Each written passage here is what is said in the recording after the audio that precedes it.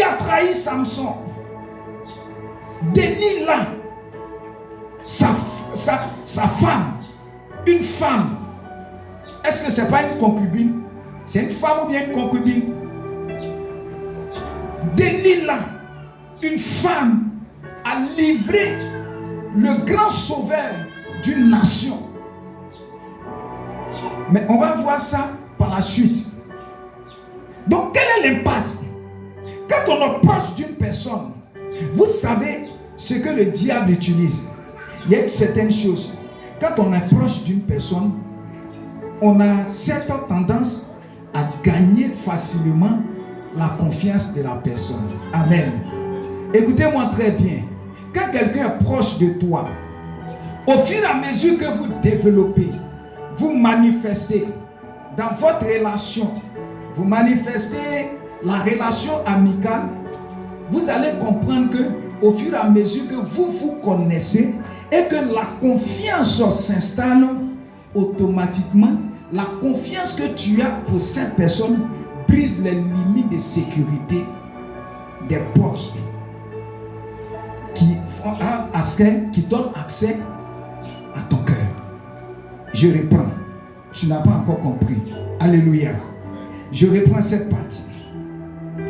Parce que quand on a confiance, on ne peut penser que telle personne peut me faire ça. Ou bien, il y a une certaine confiance. La confiance installée va faire quoi? Va barricader, c'est-à-dire la confiance est laisser passer. C'est ça? On dit le laisser passer. N'est-ce pas? Voilà. Donc la confiance est un laisser passer. Laisser passer quoi? C'est-à-dire que la confiance brise d'abord la sécurité qui préserve ton cœur. Est-ce que vous ne savez pas? Il y a une sécurité que Dieu a mis autour de notre cœur pour nous faire prendre conscience de ce qui doit rentrer ni de ce qui doit sortir. J'explique. Quand tu ne connais pas une personne, quand tu ne connais pas, et que je dis que je viens dans ta maison, ou bien même je ne me prends pas, si quelqu'un, papa Séné, quelqu'un t'appelle tout à l'heure pour dire que je viens dans ta maison à 22h ou 23h, et puis la personne ne donne pas son identité, qu'est-ce que tu vas faire? Qu'est-ce qu'il va faire? Il va faire quoi? Il va prendre des dispositions. Il prendra des dispositions pour faire quoi? Pour assurer la sécurité. Il prendra des dispositions. Pourquoi? Le manque de confiance active sa conscience à prendre des mesures pour ne pas que cette personne arrive peut-être dans l'intention de lui faire du mal ou de faire du mal soit à sa maison. Vous voyez? Donc la personne que tu ne connais pas, il y a des personnes que tu ne peux communiquer certaines choses. Tu ne peux leur communiquer certaines choses. Il y a de ces personnes, il y a des secrets que tu ne peux pas communiquer à certaines personnes. Ou bien, il y a des choses, papa camarade, des choses que tu veux dire à madame, mais que tu ne peux pas dire à papa Séné. Pourquoi? Parce que le niveau de confiance avec ta femme est élevé par rapport au niveau de confiance que tu as par rapport à papa Séné. Vous comprenez? Est-ce que quelqu'un me comprend? Donc, on gère les relations en fonction du niveau de proximité. Mais votre niveau de proximité est élevé, plus la confiance. Vous gagnez de la confiance. Et la confiance est alléluia. La confiance brise les barrières de sécurité. Parce que si papa, aujourd'hui, si il a un ami proche, ou bien papa a dit à papa Séné que je viens chez toi à 22h, est-ce qu'il peut prendre des mesures pour pouvoir, il va laisser la porte, même à 23h, même à minuit. Pourquoi? Parce que la confiance a brisé le niveau de sécurité à l'intérieur de lui. Parce que toutes les décisions viennent à l'intérieur de son cœur. Est-ce que tu sais où je vais? Amen.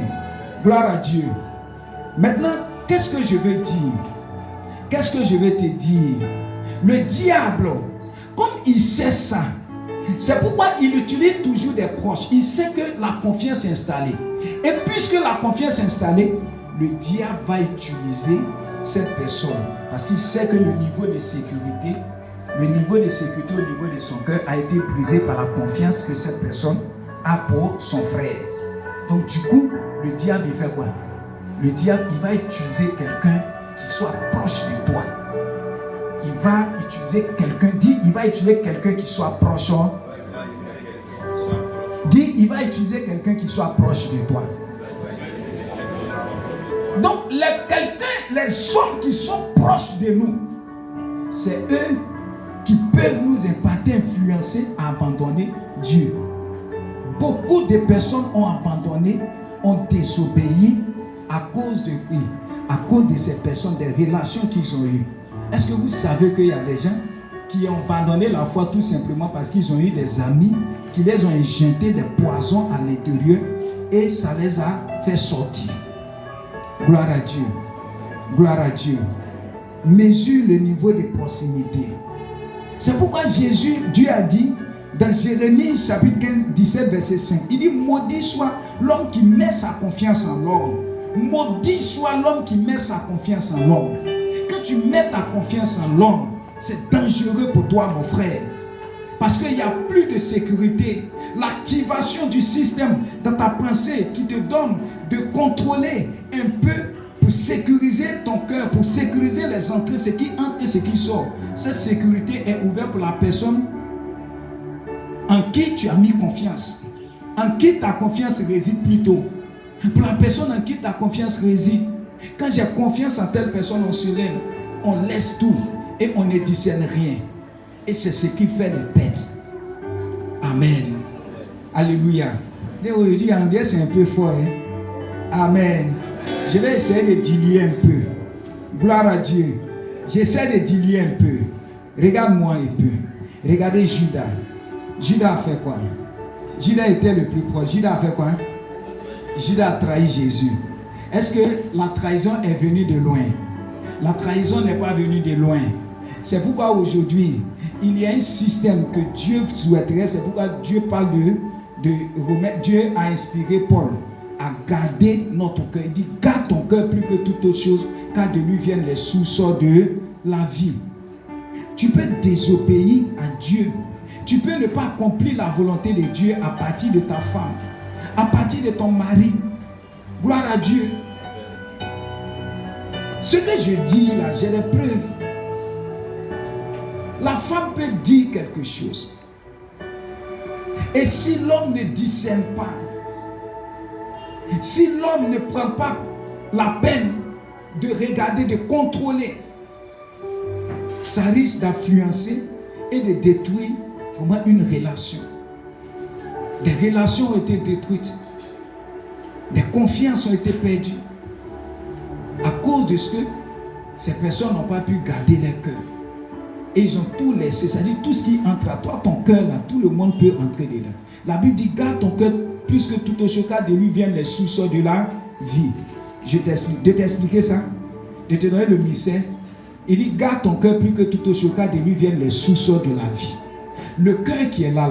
Est-ce que vous savez que le cœur là, c'est le cœur qui fait tous les mouvements qui envoient la vie dans toutes les cellules de ton corps?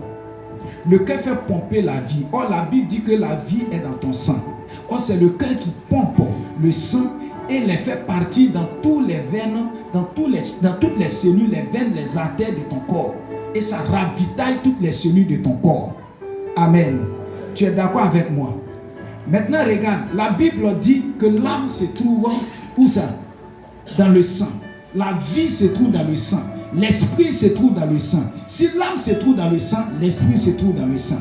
Parce que l'esprit qui est dans le sang, l'esprit et l'âme qui est dans le sang est lié à l'esprit. Pourquoi? Parce que l'esprit et l'âme ne peuvent être séparés. C'est pourquoi on dit que c'est la parole qui peut les séparer.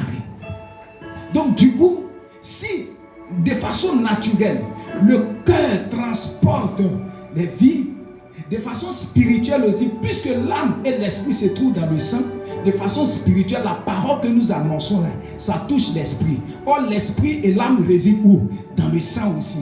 Donc, le cœur aussi fait ce mouvement et éparpille la vie. Lorsque tu écoutes la parole de Dieu, le cœur pompe la vie vers les cellules, vers les domaines de ta vie. Amen. C'est pourquoi Dieu dit, garde ton cœur plus que toutes choses, car de lui viennent les sources de la vie. Donc si tu laisses ton cœur, et puis il y a des poisons qui entrent dans ton cœur, automatiquement ça va affecter ta vie, soit de façon négative ou bien de façon positive. Est-ce que vous comprenez? Or, Jésus nous donne un moyen pour arrêter cela. Dans Romains 12, verset 2, il dit quoi? Il dit, ne vous conformez pas au siècle présent, mais soyez transformés par le renouvellement de votre intelligence. Ne vous conformez pas, mais soyez transformés par le renouvellement de votre intelligence, afin que vous discerniez ce qui est bon, ce qui est agréable et ce qui est parfait. Vous discernez la volonté de Dieu dans ce qui est bon, dans ce qui est agréable, dans ce qui est parfait. Suis-moi. Alléluia. Est-ce que tu es avec moi? Tu es avec moi ce matin?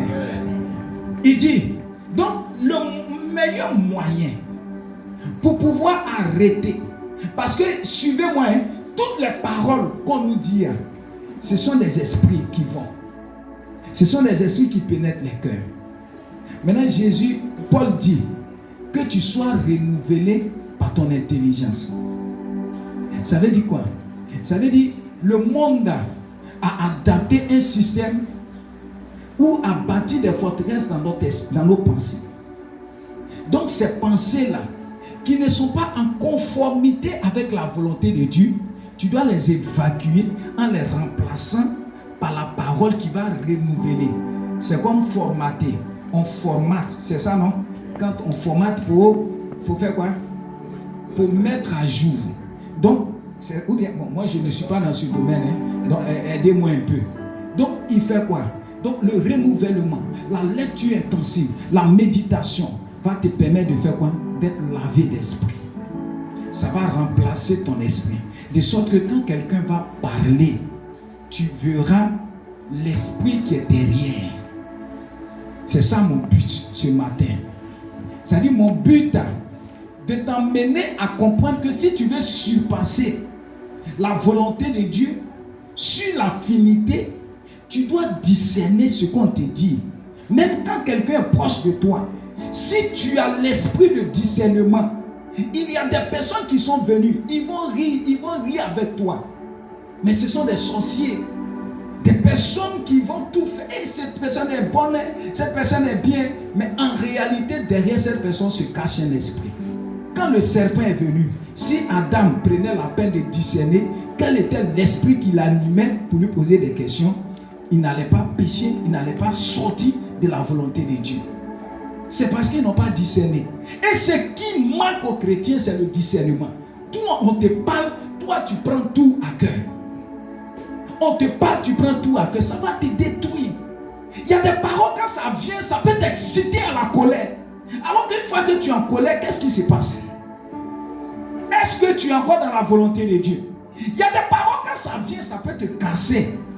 Quelqu'un peut venir comme ça, on peut te donner une nouvelle et puis ça va te casser. Ça peut te faire abandonner même Dieu. Le diable est stratège. Il utilise des gens les plus proches pour te combattre. Tu as besoin de discerner. Discerne. Que le discernement vienne dans ton cœur. C'est pourquoi Jésus, il est en train d'enseigner. On vient lui dire que sa famille est dehors. Et qu'on veut voir, sa famille veut voir Jésus. Maintenant, Jésus va en voir et il dit à la famille, il dit à la personne qu'on a envoyée, il dit, allez-y, dit que ma famille là, c'est ceux qui sont dedans. Qu'est-ce que Jésus a fait? Parce que sa famille était venue dans l'intention d'interrompre la volonté de Dieu qui se manifestait. Il a vu l'esprit. Et si tu continues de lire, tu vas voir qu'au verset, c'est-à-dire au chapitre souvent, on dit quand Jésus sortit là, il ne s'est même pas occupé de quand Jésus sortit là, il sortit pour aller où? C'est-à-dire qu'au bord de la mer. Peut-être que c'est la soirée là qu'il est parti répondre aux besoins de la famille. Alléluia. Ça, je vais ouvrir l'autre partie de mon message à partir de là. Aujourd'hui, à ce que je veux te faire comprendre, Pour que tu comprennes la première partie, je l'ai déjà enseigné, je vais amplifier encore. Au fur et à mesure que je donne un message, je l'amplifie encore pour que je dose encore ce message pour que tu sois encore plus affermi. C'est ça le disciple. Alléluia. Gloire à Dieu. Donc vous comprenez que Jésus a eu le discernement. On dit qu'il connaissait les hommes. C'est pourquoi il n'y mettait pas sa foi. Il connaissait ce qui est en l'homme. Frère, faites très attention. Faites très attention. Je parle au couple, je parle aussi à tous les frères et sœurs. Dans les couples, les femmes, elles parlent trop. Les femmes parlent beaucoup. C'est-à-dire, elles voient tous les détails. Telle personne a fait ça, telle personne a fait ça. Toi aussi, le mari, si tu n'as pas un discernement pour contrôler le mouvement, c'est vrai que faut pas. On écoute les femmes et tu prends ce qui est bon. Si Adam avait le discernement d'écouter sa femme, c'est-à-dire de discerner l'esprit qui était derrière le serpent et derrière la femme, ils allaient s'en sortir. Lui aussi, moi, aussi là, je vais poser beaucoup de questions. Hein. C'est-à-dire, si je les trouve là-bas, je vais poser des questions. Il y a Job aussi que j'ai sélectionné des personnes. J'ai dit, Seigneur, ces personnes-là, si j'arrive là-bas, je vais demander, je vais leur poser assez de questions. Amen. Et aussi, ils vont me poser des questions. Gloire à Dieu. Donc aussi, il faut chercher des gens, tu vas leur poser des questions. Comment des personnes, on te dit, il ne faut pas manger fruits. Tu as l'habitude de causer avec quelqu'un, et puis du coup, la mentalité de la personne change. Et tu n'as pas eu le discernement de savoir que telle chose ne venait pas de Dieu. Frère, je ne vais pas continuer. J'ai un peu dosé, mais je sens que ton esprit, on dirait que ça chauffe. Amen. Laisse-moi doser un peu. Gloire à Dieu. Ça chauffe un peu. En résumé, pour résumer, dis pour résumer. Pour comprendre. Voilà, donc je vais résumer mon message de façon simple. Je vais dire que si on veut être disciple, il faut faire quoi? Il faut faire passer la volonté de Dieu sous la volonté des hommes. Ça veut dire quoi? Ça veut dire que si à partir du moment où je vais marcher avec Jésus, si Jésus me dit, aujourd'hui, en songeant, donne ta maison pour qu'on prenne pour faire une cellule. Tu l'as entendu. Ce n'est pas quelqu'un qui t'a dit, hein. C'est Dieu lui-même qui t'a dit. Maintenant, quand il t'a dit ça, qu'est-ce que tu vas faire? Tu vas faire quoi? Tu vas faire quoi? Tu vas obéir. Est-ce que tu es sûr que tu vas obéir? Où je te regarde, où tu es assis là, avec le visage que je suis en train de voir là. Si Jésus te dit, laisse ta maison, ta propre maison que tu as conçue, laisse cette maison-là, il faut me donner ta maison. Tu vas obéir? Si Jésus te dit, ce mois-là, je veux ton salaire, tu vas obéir? Voilà. C'est ça, fait passer la volonté de Dieu. Mais tu vois, il y a des niveaux. Il y a des niveaux, quand tu vas atteindre certains niveaux, tu vas vivre ces choses. Tant que tu ne donnes pas, tu ne seras pas en sécurité. Ce sont des niveaux. C'est pourquoi on t'apprend. Tant que tu n'as pas encore atteint ce niveau de sacrifice, c'est que ton disciple-là n'est pas encore profond. Je finis de faire un chant, ça commence à produire. On dit cette année, Dieu me dit non, il ne faut même plus prendre 5 francs dans ce champ-là. Hey! Dieu, ton affaire là. Et puis je voulais forcer un peu l'année passée. Quand j'ai pris là, je me suis senti troublé. C'est là que j'ai dit c'est bon. Plus tu marches avec Dieu, si tu es disciple, le disciple, dis disciple. Tu dois passer premièrement à cette phase de surpasser ta volonté propre et la volonté d'affinité à la volonté divine. Tu es là, tu prends ton premier salaire, pendant que tu te réjouis, il dit non, tiens, va donner à telle personne. C'est là que tu vas beaucoup parler en langue. Tu parles en langue seulement, tu dis non, ça c'est pas Dieu. Mais il te trouble seulement. Tu es là, il dit, non, c'est pas toi, c'est le diable. Il dit, non, c'est pas le diable, va donner. C'est ça la condition. Tant que tu n'as pas expérimenté ça, c'est que ta profondeur, tu n'es pas encore en profondeur avec le Seigneur. Alléluia. Est-ce que quelqu'un m'entend? Gloire à Dieu. Un jour, je reçois une somme. J'ai reçu une somme. Un frère, je suis allé consacrer, bon, ça vous dit quand bon, après quelques temps, un mois après, il vient, il me tend une enveloppe. Le pasteur, le Seigneur m'a mis à cœur de te donner. Dès que j'ai touché l'enveloppe, pendant ce temps, ma femme était enceinte. Je dis, gloire à Dieu. Bon, quand j'ai touché là, j'ouvre l'enveloppe, c'est-à-dire j'ai prié, je vois la somme. C'est-à-dire ce que j'ai demandé là, c'est ce qui est dans l'enveloppe. Oh, gloire à Dieu. Commencez à bénir Dieu. Je bénis Dieu, j'adore. Il dit, va remettre l'enveloppe à ta main. Hey! Mais Seigneur, son ventre, elle va coucher bientôt. C'est pas mon exaucement. Non, va remettre l'enveloppe à la servante. Hey! Oh, non, il dit ça là. Ça, ce sont mes pensées. Récoton, machine, au nom de Jésus. Esprit diabolique, va-t'en loin. Va, je te chasse. Non, c'est-à-dire on a trop chassé des esprits qui ne sont pas là. J'ai pris en langue. Et quand je manque, c'est comme si dans mon essence, va donner. Oh, elle aussi, elle avait un besoin. C'est-à-dire qu'elle devait utiliser l'argent pour répondre à elle. Oh, le lendemain, je suis allé vers elle. J'avais l'enveloppe. Je suis allé vers elle et puis on a commencé à échanger. Et puis je n'ai plus eu le courage de lui donner l'enveloppe. Maintenant, elle était en train de me dire, pasteur, dans ce temps, c'est chaud, on doit construire quelque chose en Grand Sabo. Il faut telle somme. Mais je dis, il n'y a rien dans la caisse. Seigneur, tu m'as mené encore là. Oh, quand elle dit ça aussi, je pense aussi au ventre de ma femme. Ah, c'est chaud, hein? Elle aussi, elle va coucher bientôt. Mes frères, j'ai brûlé. J'ai tamé dessus. Il dit non, mais regardez ce qui va se passer. Quand tu regardes, on dit regardez ce qui va se passer. Je dis la suite ou bien on s'arrête là. Hey! L'argent que j'ai conservé pour l'accouchement là. Et regardez ce qui va se passer. On dit 3 jours, une semaine avant, un petit palu comme ça. Puis c'est devenu. Bon, on dit allons, on va aller à l'hôpital. On arrive à l'hôpital, petit palu comme ça.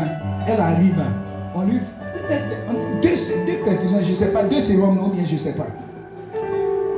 Ma femme me dit, les 2 là, ça va être 55 000. Yeah. J'ai donné 5. Yeah. J'ai dit mon cœur là. Bon, je ne dis pas la somme, mais sur la somme qui était dans l'enveloppe, 55 000 est parti.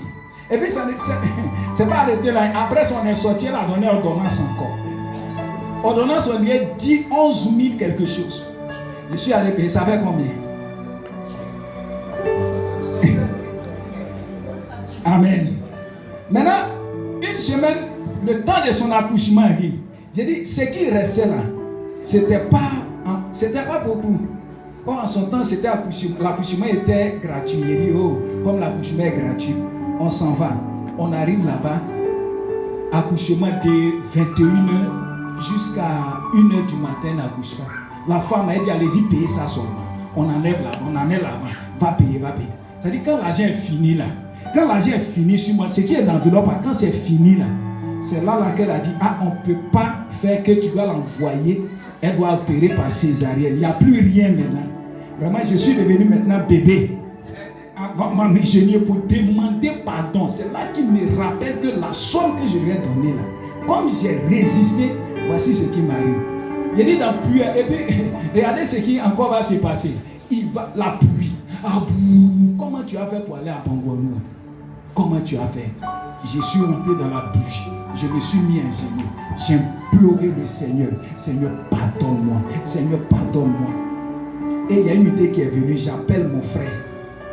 Il y a un frère qui était véhiculé. Il était venu à la veille. Je l'appelle, c'est mon cousin. J'ai dit, voici la situation. Il dit, j'arrive tout de suite, 2h du matin. À être sur la pluie. Il est venu avec sa voiture. On l'a transféré rapidement. Parce que l'ambulance même n'était pas là. Et même s'il y avait un ambulance, comment j'ai fait pour payer même l'ambulancier? Il n'y a plus rien, il n'y a plus rien. Quand je te dis là, tu penses qu'il n'y avait rien. Maman, rien, zéro. Il n'y avait rien dans le poche. On va à Bongonou, on arrive là-bas, ils vont commencer à prescrire. Je me suis encore mis à genoux. Tiens, il dit, si tu me vois jusqu'au soir là, tu vois les genoux. Amen. Ça, c'est la conséquence. Frère, tu veux marcher avec Dieu. Tu veux être disciple. Il faut regarder ce que je suis en train de dire. Quelqu'un est en train d'avoir peur. Tu veux être disciple. Regarde son lui en train de chanter. Tu veux être disciple. Regarde son visage. Demande-lui, tu veux être disciple. Avec ce que le pasteur est en train d'expliquer. Tu veux être disciple. Dimanche prochain, il faut venir à l'église. Hein. Tu veux être disciple. Gloire à Dieu. Gloire à Dieu. Mais je me suis mis à Dieu, mais Dieu s'est glorifié. Amen. Si tu réussis à surpasser la volonté divine à ta propre volonté, mon frère, tu seras toujours en paix. C'est parce que tu es toujours troublé. Pourquoi? Parce que tu veux vivre seul. Parce que tu veux vivre selon toi. Parce que tu veux vivre selon ta propre chair. C'est pourquoi ça tourne seulement. Tu veux t'enrichir d'abord avant de penser à Dieu. C'est faux.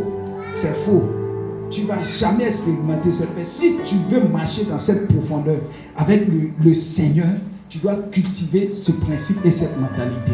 Que Dieu nous bénisse abondamment au nom de Jésus.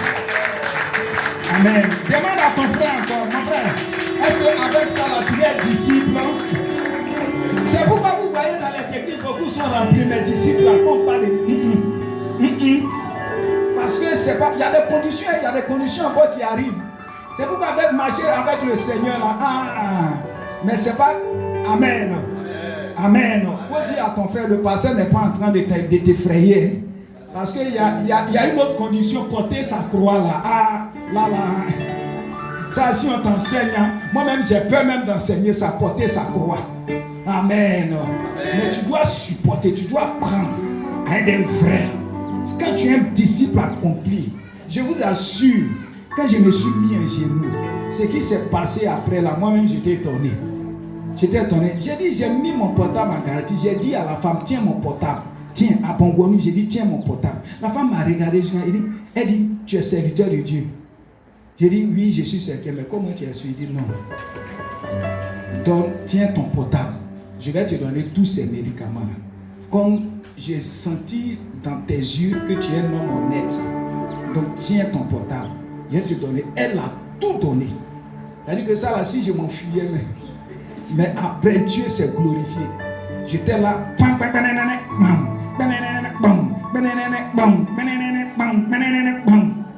Juste jusqu'à ce que je sorte de l'hôpital, là, j'étais rempli encore. Au nom de Jésus. Frère, quand Dieu te dit d'obéir, il faut obéir le reste. Ça. Tu verras la suite. Alléluia. Alléluia. Salut ton frère, dis-lui. Mon frère, il ne faut pas avoir peur d'être disciple. Voilà, donc mets ta main sur ton cœur et bénis Dieu. Tu dis, Seigneur, aide-moi à faire passer ta volonté avant ma volonté et la volonté d'affinité. Seigneur, donne-moi un cœur de disciple au nom de Jésus. Merci Père pour ta grâce, pour tes bienfaits au nom de Jésus. Amen.